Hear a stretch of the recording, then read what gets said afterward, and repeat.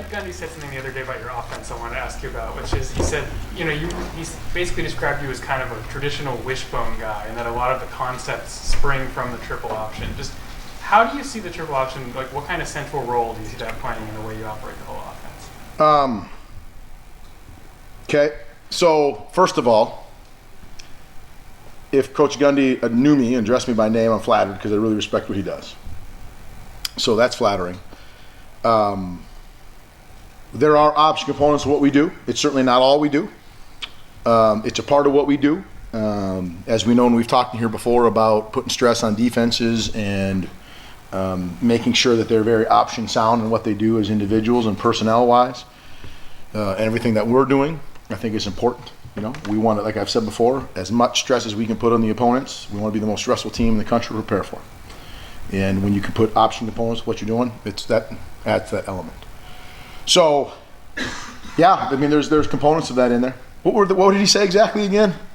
He said you were like a traditional wishbone guy. Traditional wishbone guy. And he said. Now, again, I did play in almost a traditional wishbone offense back in college. So, if you knew that, I'm flattered. And then he said.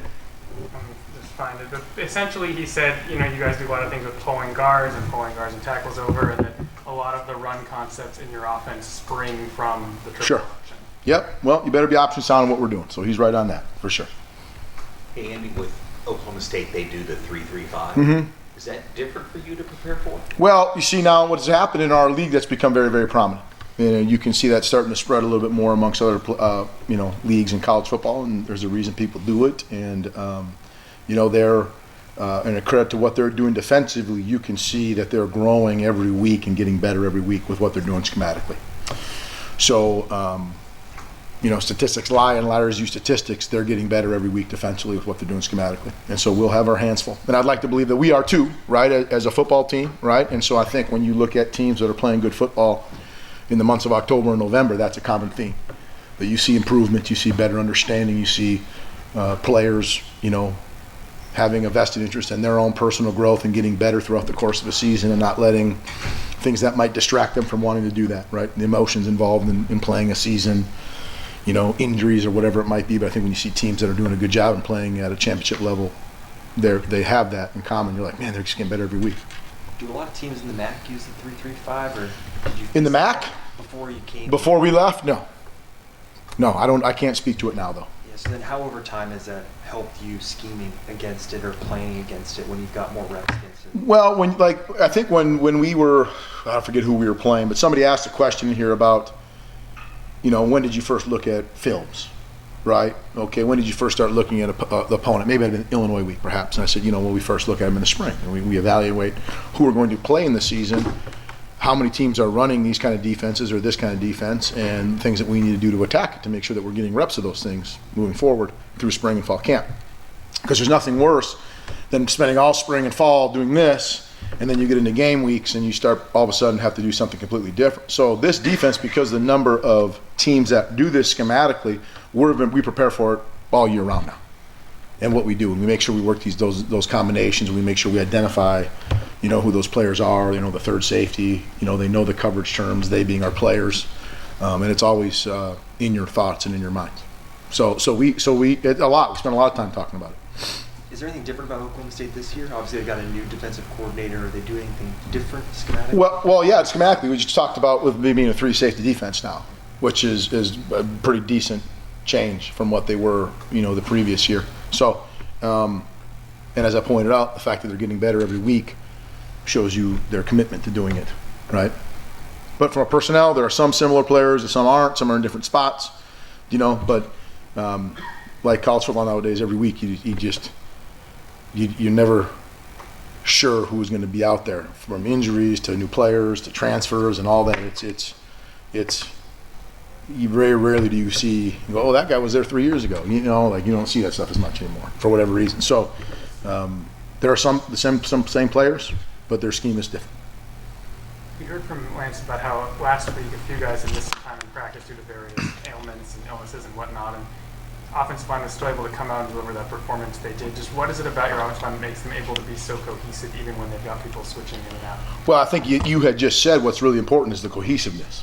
Is you have a lot of guys who are on the same page on what we're doing. right? And those 5 guys, you don't see the left guard thinking that he's supposed to be going here, and the center's thinking he's supposed to be going here. And that's a credit to all of them to understand what we're doing. But there's a trait that they carry in that they're being coachable. And I've said in this room before, I personally am the hardest on that group, having been a former one. And I have said in this room before that your program, if you want a good snapshot of a program, look at their offensive line. How do they play? How do they gel? What's their temperament? That's a good indicator of your culture. That's a great microcosm of a culture of a team.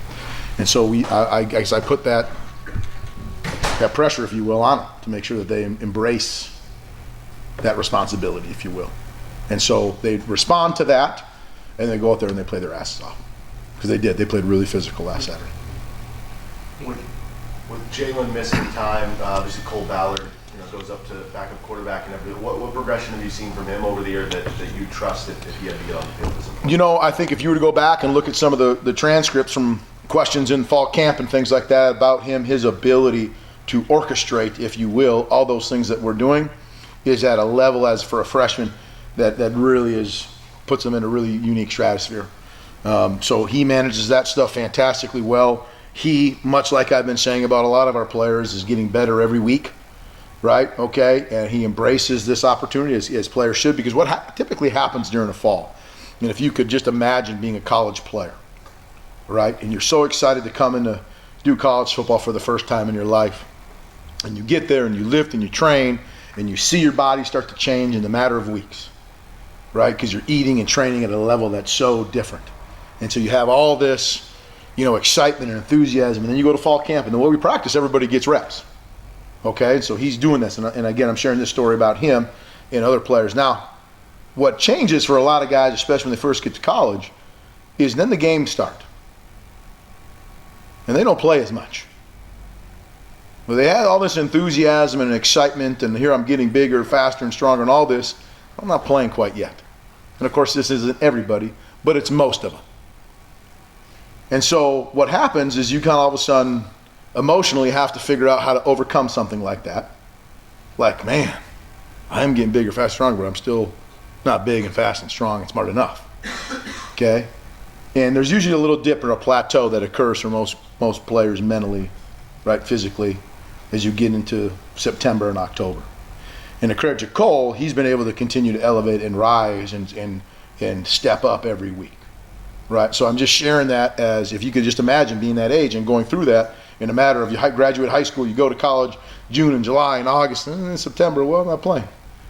Right? It's hard. It's hard to go through. And so how you respond to that is what really allows people to put themselves in a position when, like him, he gets a moment, he'll be ready. He's responding the right way. Daniel Highshaw's on a comeback player of the year watch list. Just how impressed have you been with his production this year? Awesome. Really, really impressed. As you can see with him, and much like Devin, because I think someone asked this question maybe a week or two ago, you can see how they're starting to diversify themselves within the offense and able to do different things and line up in different spots. And there's no question that when him and those other guys are, Daniel and Dev are touching the ball, I mean, there's some things that people are going to like, do we really want to make sure this guy's in one-on-one situation and tackle that guy? And they're a great compliment, because when you watch Daniel run the football, you mean he's going to run you over now. But he's also got the speed to run right by you. He's also got a little bit of the twitch, right, to juke you out. And then you get there and Devin, who has really, embraced the patience and the understanding of whatever's doing. There's just a great punch-counter-punch combination. And you can argue which one's the punch and which one's the counter-punch any day of the week. So I'm fired up for those guys. And then you go last week, and then we start talking about running backs. Duff goes in the game. He almost hits 102, right? And, so we want depth in that room. But to Daniel specifically, to come back, the way he has, I'm proud of him, and I'm fired up for him, right? And it's good. It's been fun to watch and be part with it. What's their role as leaders? All three of those guys, really. Their role as leaders, probably, similar in the sense of, they're all their own individuals, so some maybe talk more than others, and some are maybe more about action. But I appreciate the most about all three of them together, and this is probably true of a lot of positions, and really what you all coaches want in a position is that they're all making each other better. Because it's hard to let's say Devin, it's hard for him to ever take his foot off the gas in terms of how he's preparing because he sees two other guys behind him who aren't going to do it. And so they all collectively are making each other better. So that alone in itself, when our team can see those individuals going against each other every day in practice and making each other better with how they're training and how they're doing it, that's a big part of leadership, right? And so, not they're happy for each other's success, which I think is important, because it's easy today to be jealous and everyone wants theirs. And I think if you were to watch when one guy goes and scores a touchdown, the first guy to meet him in the sideline is probably the other one, right? So I think that's really cool and special. Do you sense, I know you guys are similar when it's Jalen or when it's Bean, and things don't change a whole lot, but do you sense when maybe Jalen's been out that running back room is like, okay, we'll take a little more of this now? Well, I don't know that they feel any different one way or the other that way about it because, the situation and the circumstances are what they are, and we're going to be who we are, and we'll always play to the strengths of our team versus our opponents. What do we have to do to win the game? Every game, there's a recipe to win the game. What is that, what's an offensive game plan look like to help the defense or vice versa and special teams, and they all have to fit together harmoniously to help you win. That's the recipe, and that last week was a great example of that.